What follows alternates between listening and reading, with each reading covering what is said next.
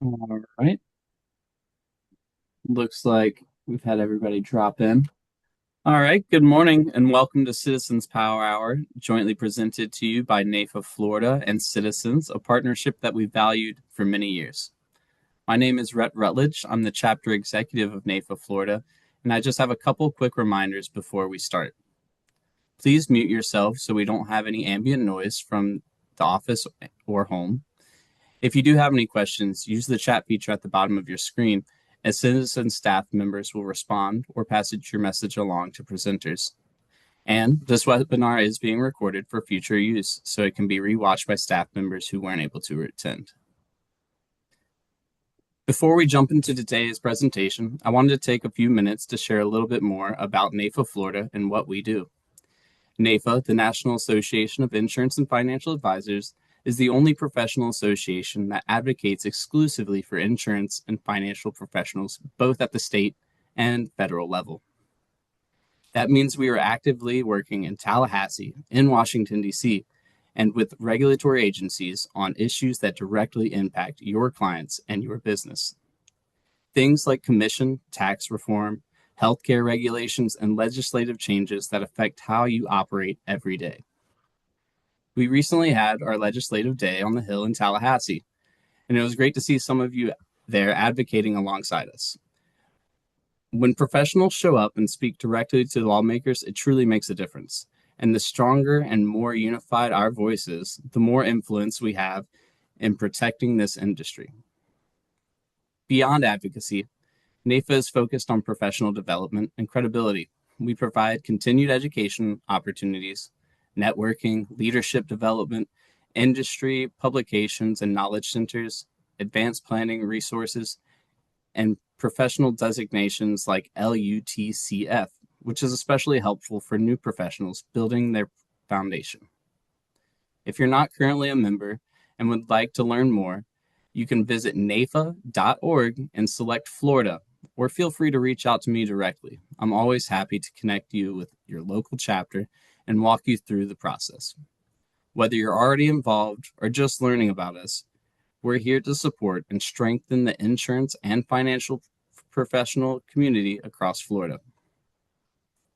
With that, thank you for allowing me to share a little bit about who we are and how we serve this industry. Now, without further ado, I'd like to introduce Carl Rockman, Vice President of Agency and Market Services for Citizens. Carl, we appreciate your continued partnership and the updates you bring to our members. Take it away. Hey, Rhett, thank you so much. And just to confirm, had a little technical issue. Can everyone see and hear me okay? Yes, sir. Okay, awesome. Hey, Rhett, we so appreciate the partnership with NAFA Florida. It's been a longstanding partnership, and I encourage every agents out there that are part of this association, please renew. Please stay in the association. If you're thinking of joining an association, this is a good one. Association membership for an independent insurance agent or any insurance agent in Florida is an important piece because of the dynamics in the Florida marketplace. And we so appreciate the time and attention that NAFA gives to this marketplace and the agents on the line as well today. So if we can go to the next slide. I'm Carl Rockman, Vice President of Agency and Market Services at Citizens. In my role, I'm accountable for all things to do with supporting our 14,000 appointed agents. I'm also accountable for the administration of the clearinghouse and depopulation programs. My contact information is right there. Joining me today for some very important information are two of our great agency managers. I'd like to introduce everybody to Nydia Pita. Nydia, are you out there? Yes, sir. Thank you for having me today. Awesome. Thank you. And also joining us, Jim Punday. Jim, are you out there? Yes, sure. Yes, I'm here, Carl. Awesome. Great. Both Nydia and Jim's content is available, or contact information is available here on this slide. And we look forward to hearing from them later on this morning. Okay, next slide. NAFA is very well represented inside the halls and walls of Citizens. Not only do we have relationships with individual agents, but we also have great relationships with the agent associations. Representing NAFA on our Market Accountability Advisory Committee is Lee Gorodetsky, and representing NAFA on our Agent Roundtable is Eric Potts. Our Market Accountability Advisory Committee is driven by Florida statute. It meets 4 times a year, and Citizen staff has to publicly testify to that committee. What are we doing to support agents and consumers? Okay, so that committee is a very important part of the Citizens feedback mechanism and machine, and we appreciate Lee's participation on that committee. And then Eric Ponce, very engaged in our agent roundtable. A lot of the ideas, almost everything we do that impacts agents, from new systems to communication to process to procedure, we involve our agent roundtable, and Eric is your representative on that agent roundtable. We appreciate Eric's feedback and Eric's responsiveness on all things that we do here at Citizens. So thank these guys for their participation. Next slide, please. Our agency manager network, you're going to meet Nydia and Jim today, but we have 5 great agency managers throughout the state of Florida. If you haven't plugged into our agency management network, I encourage you to do that. If you have any questions or need advocacy for Citizens policies, these folks are a primary resource for you after you've exhausted the normal lines of communication or advocacy at Citizens. We have 5 folks for 14,000 agents, but the primary role these agency managers play is to support you and your agency. So should you have any difficulty with Citizens, hit turbulence with Citizens, need some support, need some education, need an operational tune-up, these folks are really a first line of resource for you. We encourage you to tap in. And by the way, if they're contacting you, if they're emailing or calling you, please answer that email. Please pick up the phone. If we're dialing you, it's probably for a very, very important reason. Okay. So next slide, please. Here's the headline. If you take anything away from today's conversation around Citizens, please look at this slide and let me tell you what the story is behind it. You'll notice all the way on the far left-hand side, that is January of 2022. That's the last time Citizens was at an all-time low. You can see that we start to climb the ladder all the way through May of 2023. That's when we were going through some very tough times in this market: insolvencies, storms, lack of capacity. But you can see that something happened. What happened is Senate Bill 2A passed, and then you see Citizens decreasing. Then another little upturn. The industry's watching to see is Senate Bill 2A going to hold, and then it does. And then that second dip you see is the second full year of 2A not being repealed. Look at the collapse. Look at Citizens decreasing, depopulating into private markets, plus less demand on new business. This is important. It's critical. What you're looking at here, though, is our forecast. The numbers on the far right of this slide at the bottom are a best estimate of where Citizens will be at the end of this year. If everything breaks our way, light storm season, capacity holds, which we have no reason to believe it won't, we could be as low as 300,000 policies.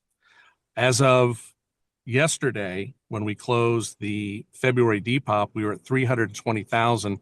And I'll share this with you because it's an interesting fact. In that 320,000, we only have 40,000 HO3s. Thank you. I want to thank all the agents out there that had a lot to do with presenting options to consumers, both through depopulation, clearinghouse, or individual marketing efforts. We can't reduce the size of Citizens without the support of our agents, having hundreds of thousands of conversations with consumers about the right thing to do. So thank you to everybody that had a hand in helping Citizens get to a more manageable size, helping support our private carriers, and all the things that go with the good work you're doing. This is a good news story for the industry. It's a good news story for the state of Florida, and it's a good news story for the consumer. So all signs here are pointing to very positive things for our marketplace and for the competitive nature of particularly home insurance in Florida. Next slide, please. Very quickly, the road ahead. So here, very briefly, is what you can expect from Citizens over the next couple of quarters.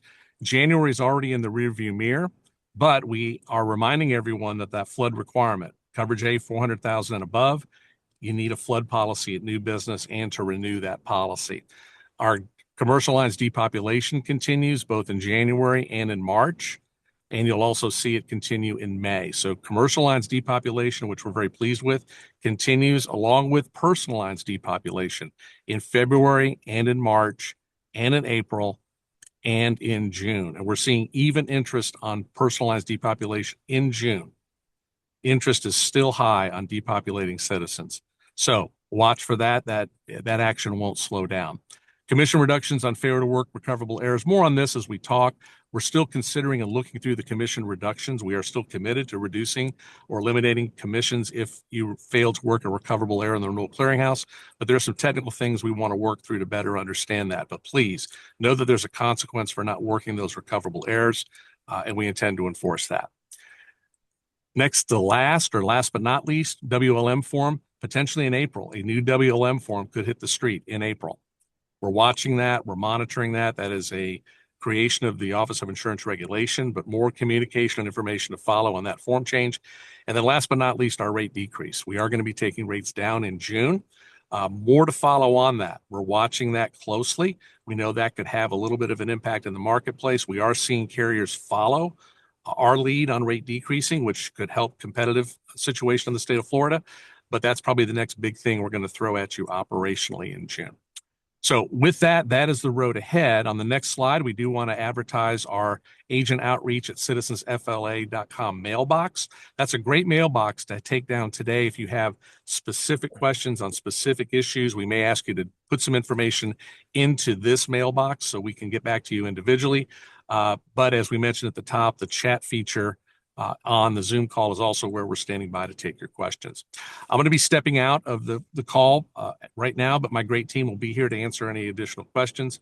And we do so appreciate the time and attention you're paying to Citizens today, but do also thank you for your time and attention to appropriately push your customers over to the private market where there's lots of options and lots of availability for them. So with that, I'm going to turn it over to Agency Manager Nydia Pita, who's going to talk about performance and a bunch of other issues that are of concern to us and to you. So Nydia, please take it away. Thank you, Carl.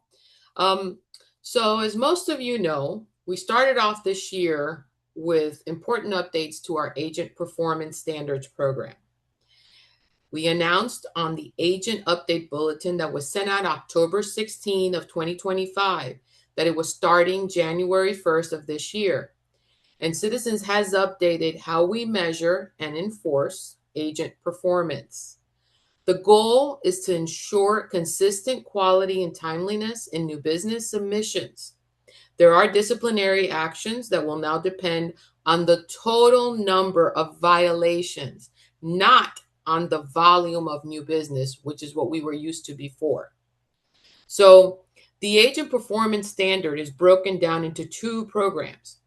The first one that I'm going to cover is called Eligibility and Insurability Enforcement Program, which includes two types of violations.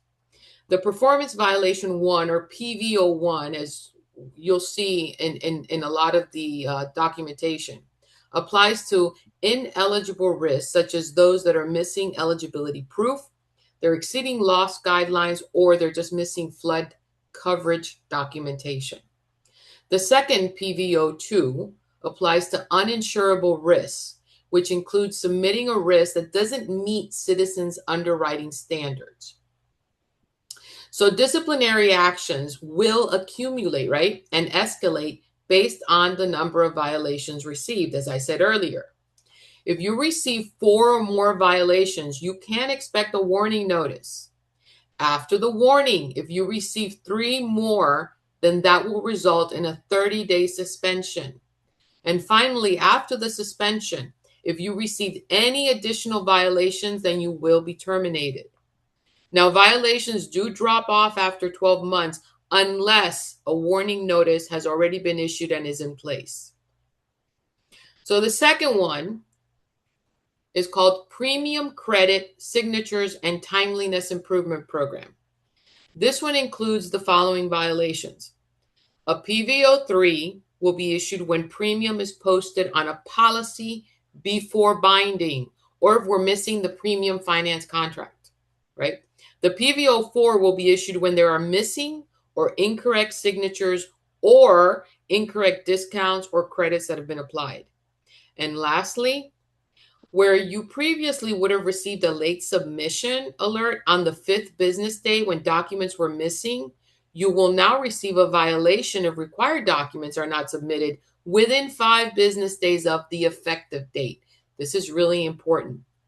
In summary, PVO3s, PVO4s, and all late submission violations will now be combined towards a disciplinary action under this program.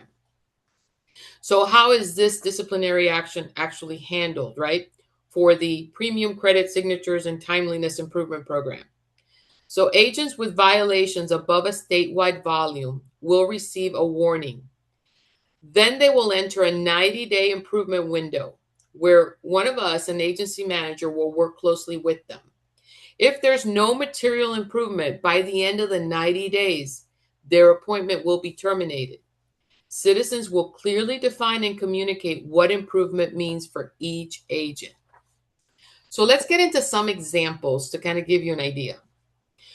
The slide highlights examples of a PV01 and PV02 violations that were issued to agents. These are real cases, and they demonstrate the types of issues that we are actively identifying, and they kind of serve as a reminder of what you should watch for and avoid. The first is a PV01. The PV01 was issued for the risk because it is ineligible due to flood requirements were not met. So as you can see, the property dwelling amount is $428,200, while flood risk is covered at $179, right? Coverage is less than the $250 minimum requirement. Here's an example of a PV02. The PV02 was issued for the risk because it was uninsurable. Why was it uninsurable, you might ask, right? Well, the example on your screen points to a leak in the secondary flat roof above the primary suite along the west elevation, as indicated in the 4-point inspection report. Just a reminder, agents are required to review inspections in their entirety, and this includes pictures and inspector notes. Just uploading is not sufficient. It must support the property conditions that you want to ensure. So do remember that agents are able to dispute violations received through Policy Center through the dispute deadline. If you do not submit a dispute within 5 business days, the issue will be considered valid and it can result in disciplinary action. No changes will be made after this period. Citizens will only honor disputes submitted through Policy Center within the designated 5 business days. This is extremely important. We get a lot of calls on that. So where can I find all these resources, right, about performance standards? The information basically that I just discussed is available to you on the Citizens Agent site by navigating to Training, then Performance Standards. On the Performance Standards page, you will find lots of details on the program, including the Agent Performance Standards Program Guide and the link to the 2026 Changes to Agent Performance Program, the webinar recording. We constantly direct agents to this recording whenever they have questions.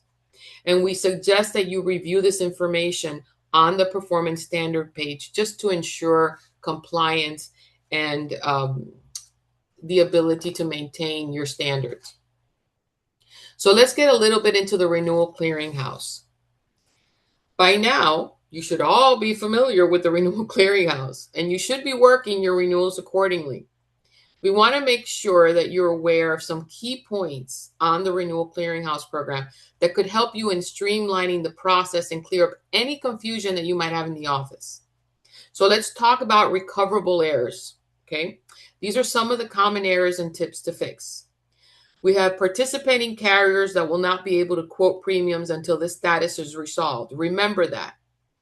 Agents must resolve these errors by the 53rd day prior to the policy's expiration date, basically within 7 days of receipt of your email.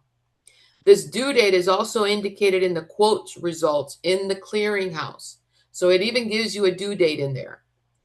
To save time, look up all the answers to questions that you know are commonly received from your carriers and write them ahead, such as water heater age, roof, when was it last repaired or replaced? All those kind of underwriting questions that we can't pick up from Policy Center. Make sure you have them written down prior to starting to work your renewals. And review and add all the carriers that the agents in your agency are appointed with in the Manage carrier section under agency administration and Easy Links. Only include, remember, only include those carriers that you are able to write new business with. Carriers with which agents have a limited service agreement, an LSA, for just the Depop program should not be added to Easy Links. And here's a great tip. Anywhere the screen has an option for graph view or hide pre-filled answers in that top right corner, be sure to uncheck this so it is grayed out and not purple. Why? Because having this checked on can limit the errors and pre-fills you're able to see when you access a renewal. Now, if a carrier returns a premium that makes that risk ineligible for a Citizens renewal, the agent can request an eligibility override exception when one of the following occurs. So the carrier will not accept a risk based on their filed and approved underwriting guidelines, right? Or the carrier rejects the risk after it's submitted. The price increases will exceed more than 20% greater than the Citizens premium after submission. Both of the following are required for renewal eligibility exceptions. All recoverable errors must be resolved. The request is submitted prior to the expiration of the Citizens policies. So now refer to that Renewal Clearinghouse Easy Links checklist or renewals processing guide for more best practices. It is located on our site by navigating to training, then personal job aids, and then you're going to scroll down to the clearinghouse section. Now, this is really important when we talk about commission withholding. This is just a reminder that recoverable errors not resolved by the agent will result in a Citizens renewal. It will renew, and the agent will not receive renewal commission for that policy starting with January effective dates. So again, very important. Make sure that you are working all your renewals as received. So now how do I get my renewals? That daily email that is received by the agent of record, each email includes a new list based on that day's renewals. The policies will not accumulate on subsequent emails. If you had no renewals processed through the clearinghouse, you will not receive an email that day. The 53rd day timeframe to resolve recoverable errors is not negotiable.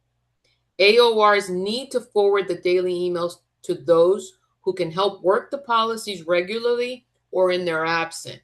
And another suggestion is set up an email rule to forward the email from the agent of record to the agent or the LCR or staff member who will be working the recoverable errors, especially if someone's on vacation.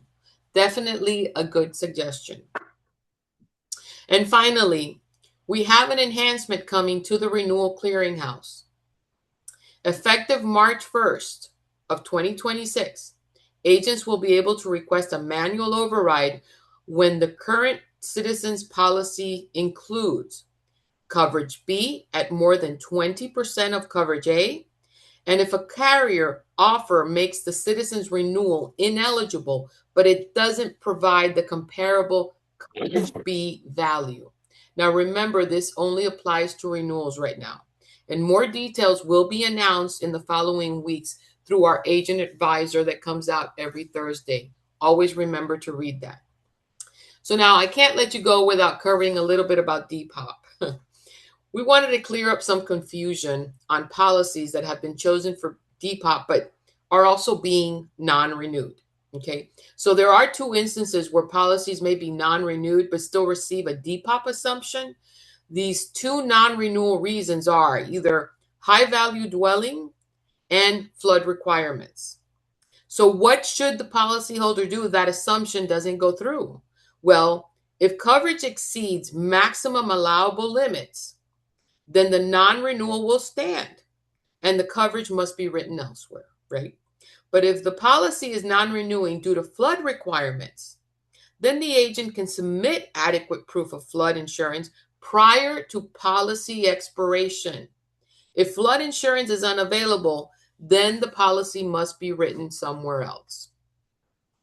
Now, where are all my Depop resources? As a reminder, we have built a dedicated page for depopulation. It is on our website. And this page is your central hub for depopulation tools and any guidance, any questions, any issues you have. You'll find information on approved takeout carriers, the 2026 Depop calendar, sample policyholder letters, other helpful resources, coverage comparisons tools that you can use to explain options clearly to policyholders. Webinars, job aids are available also for training new staff or even refreshers. Everything literally that you need for depopulation conversation is right here. There's literally no guesswork. And with that, do we have any questions?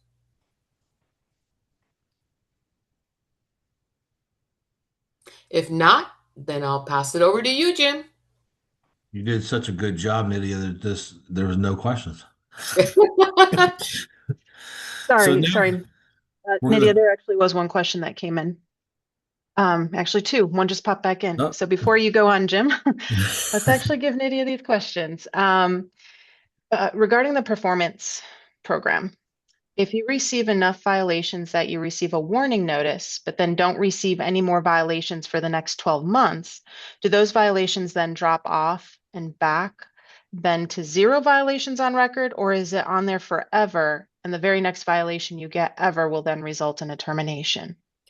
Well, I believe in one of the slides, and I believe we are giving out these slides, but if you go to your performance program, it does say that after you receive a warning, once you are in a warning, they do not drop off. Okay, correct. Okay. Wow, since you've been talking, a few questions have come in, so I have a few more for you. If a depopulation is set through clearinghouse, are we to go to the carrier and rewrite the policy, or will it automatically rewrite itself? Well, I don't believe you should have any policy that is going through a Depop that has already been tagged and assumed going through the clearinghouse. Should not happen at the same time. Now, if they do have a risk that goes through renewal clearinghouse, will that policy automatically be written, or will they have to write it? If they have a policy going through the renewal clearinghouse, then you will have to work it through the clearinghouse, fix any recoverable errors, and then based on the recoverable errors, you will have two options. Either it will be eligible to be written through Citizens, or you will have to transition and bridge over to the other carrier or write it with another carrier in your office. Okay. If you are terminated from Citizens, will that include EasyLinks? Well, it depends, because I do believe there are agents that have EasyLinks also in their office for other lines of authority that are not related to EasyLinks. You would only lose the free EasyLinks through Citizens. Okay. Let's see. Will we be able to see if the recoverable errors have been solved on the renewal? You will see that on your commission statement. So if you got paid, if you saw that it was eligible for Citizens and everything stayed status quo and you didn't have to do anything, it will show up on your renewal with your commission. If you see that you did not get a commission on the policy, then it obviously was because it was not worked within the 7 days. Okay. For renewals on any homes with dwelling coverage greater than 400,000, would they need flood insurance for renewal?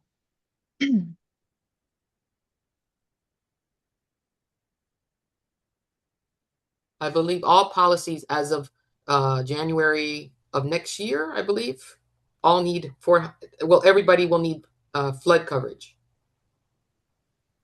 Correct.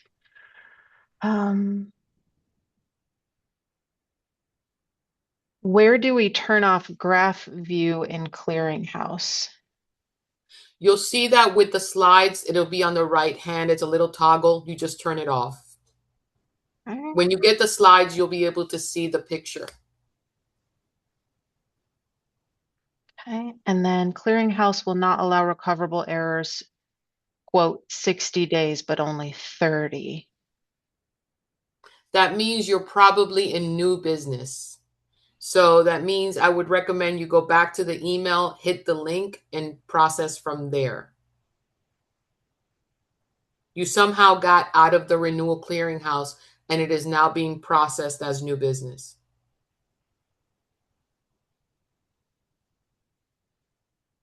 Okay. All right, and I think that is, If there's any additional questions, you can always reach out to us and we'll yeah, be if with more specifics on a policy. correct. That's what that agent.outreach@citizensfla.com email. If you have something more specific, we'd be happy to answer you there. But on that note, I guess we will go ahead and turn it over to Jim. Thank you. Next, we're going to touch on the commercial lines and provide a little bit of extra guidance for you guys in this area. So this next slide covers some reminders you might already know, but it's important to keep these requirements on your radar when you're working on your commercial lines. A few important items were shared by our commercial underwriting team recently. One, we need 5-year loss runs. This is the new guidelines. Previously, we had a 3-year requirement. Two, there is a new requirement for the milestone inspections report for condo and co-op buildings that are over 30 years old with 3 or more stories and more than 3 units. A complete inspection report is required, not just a cover letter. Next, review required document guides for requirements on new submissions. Any incomplete submissions could cause declinations. Also, labeling of documents with accurate descriptions can assist with linking them to the required fields inside a policy center. And finally, underwriting is currently requesting proof of repair for all prior hurricanes. We require paid invoices, finalized permits, and current photos. Also, in the commercial space, Citizens has released updates to its commercial lines policy forms effective for new and renewal business starting December 1st, 2025. A new bulletin published on September 25th, 2025 summarizes these changes is available on our website. We encourage all agency staff to review the full bulletin and to understand how these changes may impact coverage and procedures. For complete details and access to the bulletin, please visit our website. Next, we'll touch on some personal lines guidance for you guys. In case you missed it, on November the 13th, we issued a personal lines bulletin also published in the Agent Advisor, providing guidance on citizens' stance when writing condos versus townhomes and which policy form you should use. Let's discuss the ownership and responsibilities of this. So for condos, when you buy a condo, you own the interior of your unit only. The exterior and common areas like the lobbies, pools, and gyms are owned collectively by all condo owners through the HOA. Condominiums are established in accordance with Chapter 718 Florida statutes and are regulated by the state of Florida. Condo associations and condo unit owners have distinct insurance responsibilities under Florida law.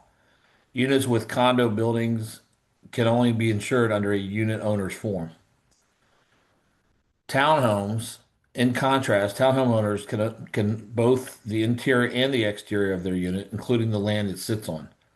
This often includes a small yard, a garden, giving owners more control over their property. A townhome may be only insured under a homeowner's or dwelling policy form. It's not a condo unit and it cannot be insured under a unit owner's form. Under Florida law, a townhome is defined as a single-family dwelling unit not exceeding 3 stories in height, which is constructed in a series of group of attached units with property lines separating each unit. It's important to note that the townhouses governed by a condo association are not eligible for unit owner's form. Condos should only be insured under these policy types listed on the screen. Townhomes should only be insured under the following policy types on this screen.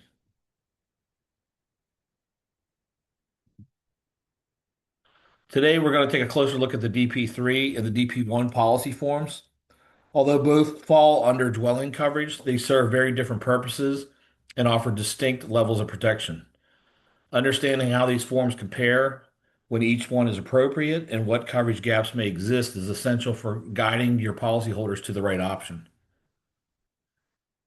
DP3 and DP1 are dwelling fire policies for investment or secondary properties, with the main difference being that the DP3 provides comprehensive open peril coverage, while the DP1 offers very limited named peril coverage. An open peril policy covers all risks except those specifically excluded in the policy. In contrast, a named peril policy covers only those specific risks that are listed in the policy. If a peril is not named, it's not covered. DP policies are not available for homeowners that use the property as a primary owner-occupied residence. Both DP3 and DP1 dwelling policies are available via Easy Links for individual owners who rent to others, and in some cases for seasonal use, if the risk is ineligible for HO3 or HO8 policy forms. For LLC and corporate-owned properties, the policies will exclude liability and medical payments coverages. DP3 is generally preferred for its broader protection, while a DP1 may be less expensive, but includes limited coverage options. The following chart is located in our dwelling underwriting guidelines and provides a general description of the coverages provided by the dwelling policy forms. Please take time to review the policy for the exact contract conditions. Additional information on our dwelling fire policies can be found under the Citizens Agent page by selecting Personal, then Dwelling. When you have access to the underwriting guidelines and rating information, in the list of categories to the left side of the screen, you'll find very useful resources such as the required document guides, product guides, and other useful resources. It's important to distinguish the correct documents that must be uploaded to confirm that the prior insurance was in place within the last 45 days. These include a legible copy of a notice of cancellation or non-renewal, a copy of the renewal declaration page, a lender-placed letter for forced place coverage. For new purchases, and we get many questions on this, you need to upload a copy of page 1 and 2 of the closing paperwork, a good faith estimate, a deed for a newly acquired property, a copy of new lease agreement or other documentation deemed acceptable by underwriting. You do not have to wait for the HUD documents. Any of the above will suffice. If a risk does not have prior insurance, there is a 10% premium surcharge and a 30-day wait period for coverage to apply. However, Citizens will accept documentation of a new purchase or refinance financial transaction to qualify for immediate binding to waive the 30-day wait period. Again, remember that underwriting will accept a declaration page as valid proof of prior insurance provided it meets the 45-day rule without requiring any additional follow-up. This information is available on the Citizens website within the corresponding requirement document guide and underwriting manual. Navigate to training, then personal job aids for the required document guides. Or to the personal tab, then select the appropriate policy for underwriting manuals. This next slide covers a mix of quick reminders you may already know, plus some things to keep on the radar when working on your personal lines policies. Make sure you upload the premium finance contract. Just as you would upload on a new business policy, it's important to also upload this on the new renewal every year. The premium is financed, as there could be changes to the finance company or the contract. Short-term rentals may be ineligible if a property is rented to guests more than 3 times in a calendar year for periods of less than 30 days or 1 calendar month, whichever is less, or that are held out to the public as places regularly rented to guests.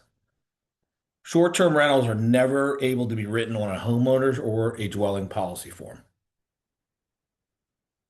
Sober living and assisted living facilities are not covered by Citizens. There is a combination of rules that prevent them from coverage, such as Rule 202 and 208, which specifically address eligibility and uninsurable properties when discussing a dwelling which is not exclusively used for private purposes. Now for some new items that you might have already read about. A reminder for personal residential multi-peril policies when a new business applicant is a company or an entity, LLC, corporation, partnerships. The occupancy selection on the application must be tenant occupied. An entity that owns a property does not occupy the property, even if the person associated with the entity lives in the dwelling. The person who resides there, the tenant, is the occupant. Coverage for that person's contents, if desired, must be written on a renter's policy form. WLM form changes. We will have a new WLM 1802 form and reporting requirements starting April 1st. Citizens will provide more information as we get closer to that date. We communicated via bulletin on January 15th this year that citizens will switch from A plus Verisk to LexisNexis Comprehensive Loss Underwriting Exchange, CLUE, for reporting loss history. All agents should understand the system enhancements and actions that must take to reconcile prior lost information. The automated loss history data and acceptable proof of repair guide has been updated, and it's now available on the website. Next, let's talk about agency operations. The Agent Advisor newsletter, introduced on December the 10th of 2024, offers an updated, fresh perspective on our agent email bulletins. It's the same information, but it's delivered in an updated format. Citizens will no longer send individual emails out to agents for each and every bulletin. What you can expect in this edition is the latest bulletins. Find the links to each one of them. It's in the news section of our website to keep you informed about the latest information impacting both personal and commercial lines. Resources, learn about customer and new resources and how they can help you and your customers.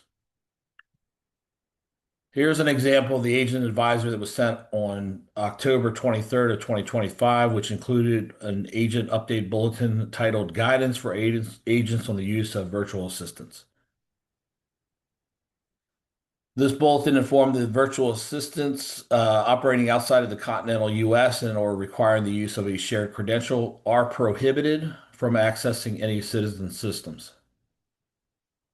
The Citizens Agency Agreement, Agency Appointment Agreement further detail these requirements and prohibitions related to credential sharing and data export restrictions. Agents who have executed these agreements have acknowledged their compliance with the requirements and are governed by them. For virtual assistants operating inside the continental U.S., citizen systems are governed by laws and regulations related to insurance transactions performed by licensed and non-licensed staff. For additional guidance, please refer to the Florida Association of Insurance Agents. Note, citizens will continue to monitor the sharing of credentials, and we will engage with agents and agencies that violate this provision of the agreement. You can access the bulletin by navigating to the Citizens Agent site and selecting News, then Agent Updates. Then select the specific bulletin published on October 23rd, 2025. Now, if you're an agency leader, we're going to transition into going over some My Agency dashboard and credentialing information. If you're not an agency principal or one of the agency designees, you may want to drop off, as this next section is geared toward the agency principals and their designees. However, there may be some information in these next slides that you find interesting or helpful to your current role inside the agency. However, feel free to stay on the call for the next few minutes as we go over some of the key tools that we do have available to help manage these functions. The Book of Business dashboard available to agency principals and their designees gives you real-time view of your citizens' book of business. Export functionality lets you take the data offline for planning and audits. Filters will allow you to analyze your growth, your concentration, timing trends, tracking effective dates, helps prepare for renewals, depop opportunities, as well as workload planning. This is your Citizens Book at a glance. Use it to manage, not just report. Also available in the dashboard section of my agency, agency principals have access to view performance violation and late submission violation activity tied to their agency performance. These dashboards are updated weekly and now include the name of the user and producer who submitted the risk. Late submissions can impact processing timelines, underwriting efficiency, and overall agency scorecards. Our goal is visibility, not punishment, so agencies can self-correct that early. Most late items are preventable with complete documentation up front. Remember, you're required to submit all documentation within 5 days from the policy effective date. We encourage agencies to monitor this tab weekly to stay ahead of the issues. This is really an early warning system, so use it before small issues become compliance problems. And with that, we are at the questions. Okay, Jim, so far we have regarding townhomes, what if the homeowner is not responsible for the exterior and roof? Well, that sounds like a condo. Right, and maybe what we could do is paste bulletin in so everybody can take a look at that. Very good Might idea. help provide a little bit. Let me see if I can grab that fast. I usually say most of those cases they got to check with the association to figure out what they usually know exactly what they are. Okay. Fair. Then we also had, let's see. If someone lives we answered this one in the Q&A, but this might be good for the group as well. But if somebody lives in an assisted living facility, are you able to write a renter's policy for them? That's cool. And what we said in the Q&A was yes, we can under certain conditions. It does need to be a single occupancy and have its own lock and key door for entry. We just won't write an open living facility or nursing home. Yeah. Okay, a couple more just popped in. Let's see. No, on the same, I'm going back to that townhome question. So there are many townhomes who have master policies on the outside, but property appraiser says they are townhomes. Are we allowed to write them as an HO6 still? Say no to that. Right.